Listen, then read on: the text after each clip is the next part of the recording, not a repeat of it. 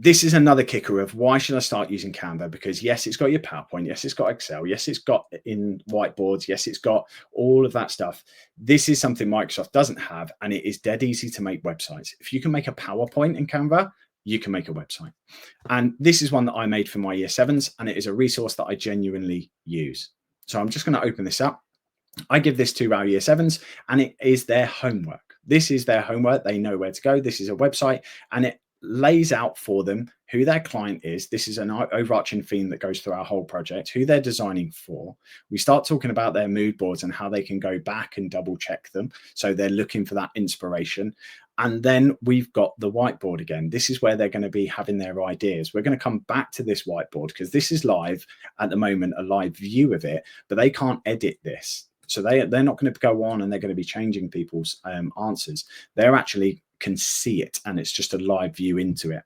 And as I go down, I've then got their first homework, and their first homework is to watch this video and then complete this quiz. That just takes them to a Microsoft form.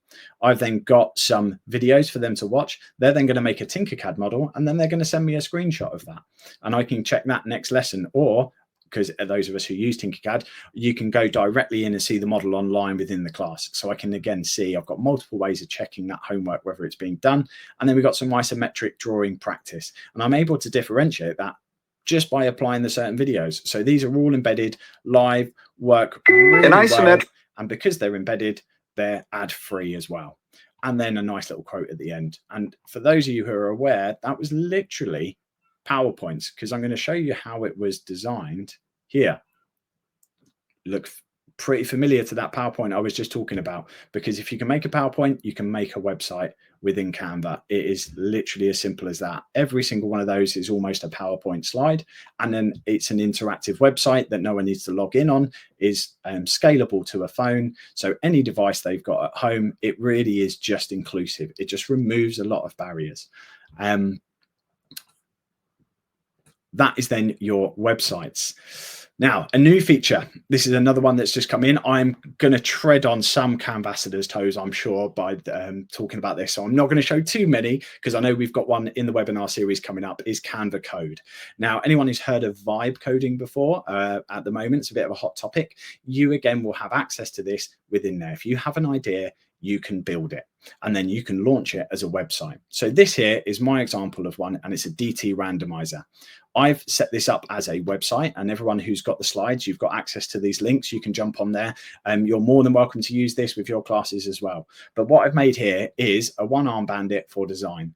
I've got 3 different groups. I've got a design style, a product, and then a user group.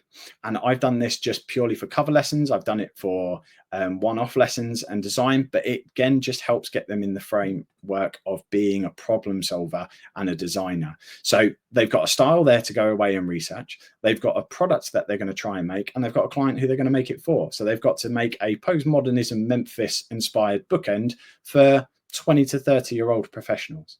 Now they've got a real conceptual thing to go away and look at. But a lot of the time, they need a bit of research time to have a look at the different styles. But because they've got all of this information right there in front of them, they've got a purpose of what to do and how to go about it. If they don't like it, they can then go and spin again. Nice and easy. And this was all done with one prompt. Now, the prompt that I used, I've put in there again for anyone who wants to make their own, because you might want to change yours and do it differently. You might want to add different categories. But this is the essential prompt I gave. And then I gave it a big list of design styles, of potential user groups, and then products that it could use as an example as well. And I'm just going to run that again to show you. So I'm just going to literally copy this prompt. Once you're in on your Canva page, up the top here in the AI Design Studio, actually, I'm going to go home first and I'll show you, because since the since the upgrade, the glow up was the previous one.